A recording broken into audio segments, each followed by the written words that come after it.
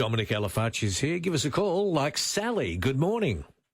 Good morning. Dominic, Yes. I want to change the investment options in my super, not just the percentage mixes, but the actual option. Yep. I have to wait 6 weeks for a callback from my super fund, What? Which super fund are you in? ART. Australian Retirement Trust. They're normally pretty good. Are you getting personal advice? Are you getting someone to give you... Yes, because no one will answer the question. Yeah, I know. The law, I explained this last week, actually, when Glenn was here. I said there are two types of advice in Australia. Sorry to be boring to everybody. There's general advice, which you can give. I can give you general advice really now. There are dangers because I don't know everything about your situation. And then there's personal advice, which requires we have to cut down 4 trees and give you the 80k white pages, basically. So what you've got is a situation where you would like someone to tell you the answer like this, but you have to wait a long time. So I can give you some general advice there that may be able to help you. In your super fund, if you want to go from one pod to another, you need to look at the underlying assets. Now, are you concerned about the market or you want to be aggressive? What's your reason for moving? Because the cost is cheaper. Oh, so it's cost. Yeah. Well, then that's detailed advice that you might have to wait the 6 weeks. I'm sorry, until someone gives you gives you the statement of advice or personal advice.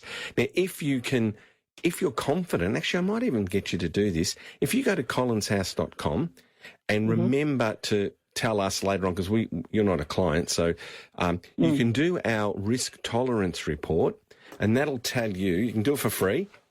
We normally charge, but you can do it for free. Go to collinshouse.com. Actually, just send me an email. Contact Dominic, and I'll tell you what to do. And what we'll do is I'll get you to do a risk tolerance report that says, this is the sort of investment that suits my needs.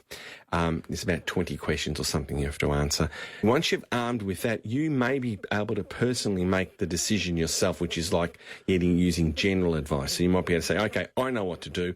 I want to do this. ARF, just do what I want. So that's one way, or you got to wait the 6 weeks. Okay, so I do know what I want. Well, that's crazy then. If you know what you want, just send them an order. Say, I would like to do this. Please do it. You're a member of the fund. You don't have to get personal advice. The whole idea of this is it's your money. You invest it where you want to invest it. Yeah. So I would send them a very pointed email. Yeah. The question was, okay, I do want to do it, but is there any risk like, I'm going to do this online. This is my future here. Yep. Is there any risk?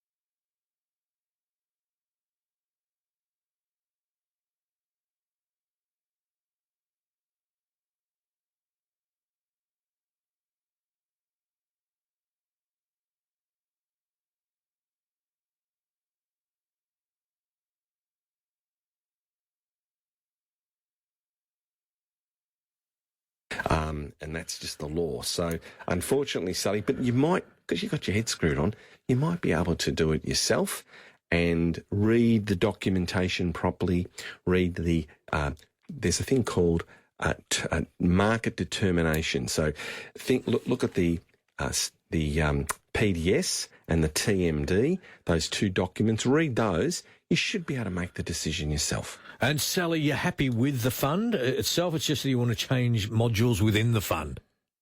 Long story. I don't like them, but I have no good reason to not like them. Can Sally change funds? Yes, then? if she wants to. Well, why wouldn't you change funds if you don't like them, Sally? I could do that as well, but I just wanted to give them the chance to keep the business, I guess. Well, they're not on the right foot, are they? I've got to hold an olive branch out to them. They're abiding by the law. I'm sorry, it's a pain Oh, in the... yeah. So Darren was saying they're not doing the right thing. They are doing the right thing. It's just the law is designed by subcretinous morons in Canberra, honestly. Right.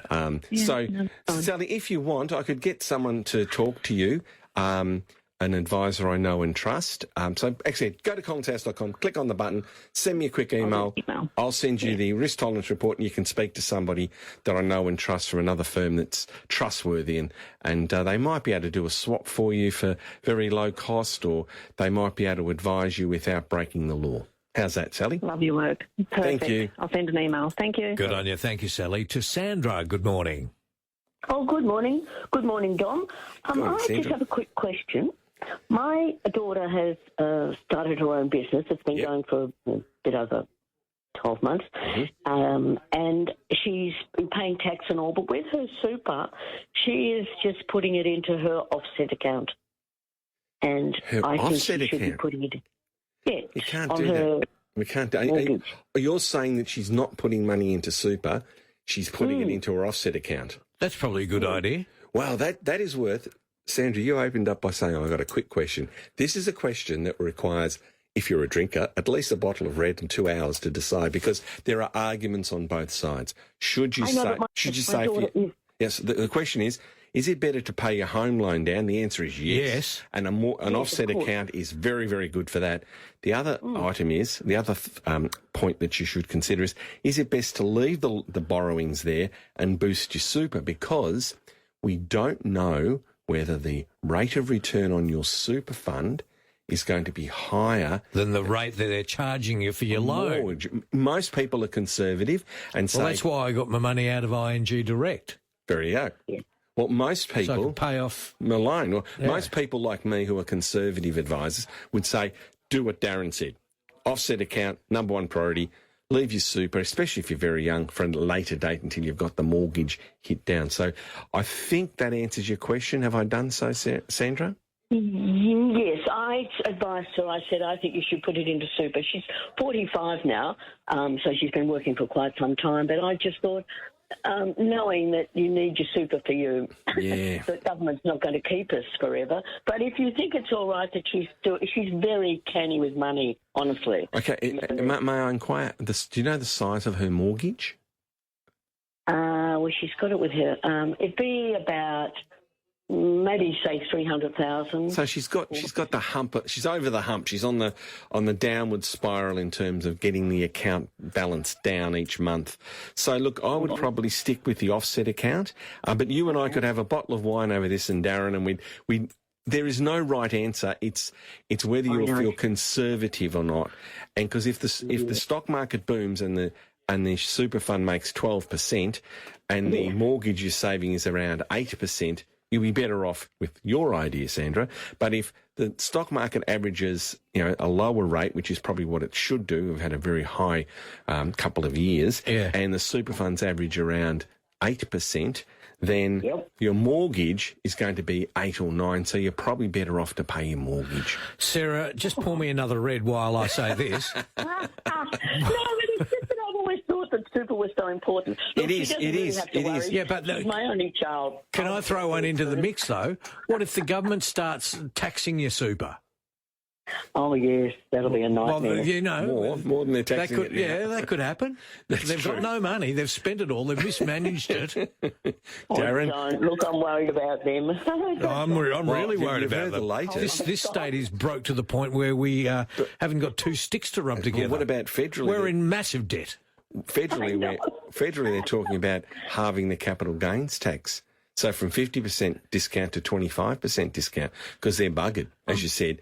All governments are basically broke because they overspent. Of course they have. They've got sniffer dogs at the airport sniffing our baggage, trying to find if we've got loose change. That's right. They're looking for the coins now.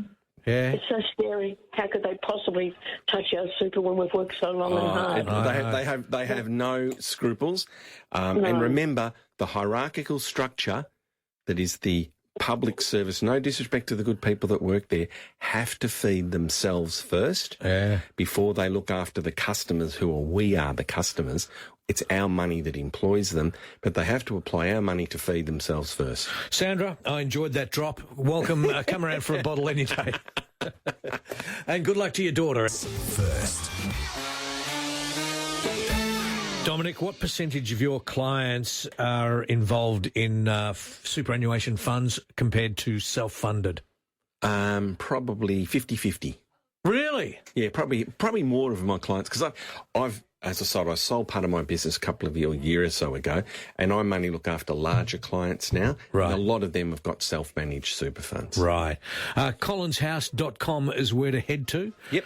If you want more information, contact Dominic, it says, doesn't it? Absolutely. Go in there, click on the Contact Dominic, and I'll send me a little note of what's on your mind, and I'll try and contact you, and if I can't help you, I'll find someone who can. Good on you, Dominic. Dominic Alafaci from collinshouse.com.